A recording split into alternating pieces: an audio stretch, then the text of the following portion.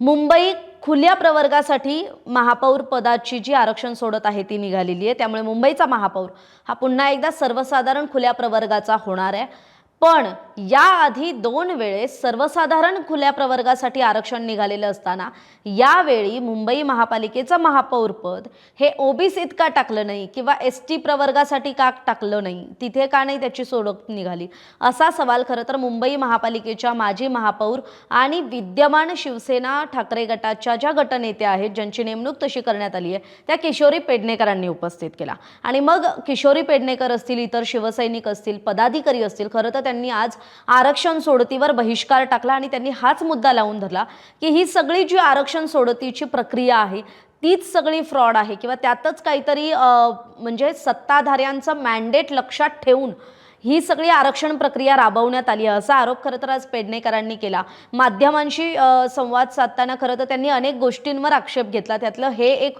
पहिला आक्षेप हाच होता की मुंबई महापालिकेच्या आरक्षण पदाची जी मुंबई महापालिकेच्या महापौर पदाच्या आरक्षणाची जी सोडत आहे ती खरं तर फक्त सर्वसाधारण खुल्या प्रवर्गातून का करण्यात आली, एसटी मध्ये याचा समावेश का करण्यात आला नाही। तर याला खरं तर तिथे उपस्थित असलेल्या नगरविकास राज्यमंत्री माधुरी मिसाळ यांनी उत्तर दिलंय की त्यांनी असं म्हटलंय की ज्या प्रवर्गातील किमान 3 नगरसेवक निवडून आलेले असतील त्या गटाला आरक्षण देण्यात येईल असा तो नियम आहे आणि हा नियम नवा असल्याचं पेडणेकर आणि ठाकरेंच्या शिवसेनेचं म्हणणं आहे। तर नगरविकास राज्यमंत्री मिसाळ यांचं असं म्हणणं होतं की ठाकरेंच्या शिवसेनेने जो आक्षेप नोंदवलाय तोच नियमांच्या बाहेरचा आहे। त्यामुळे नियमात काय आहे तर एखादी महापालिका असेल तर त्या महापालिकेत ज्या प्रवर्गाचं आरक्षण काढायचंय त्या प्रवर्गातले किमान 3 नगरसेवक असायला हवेत।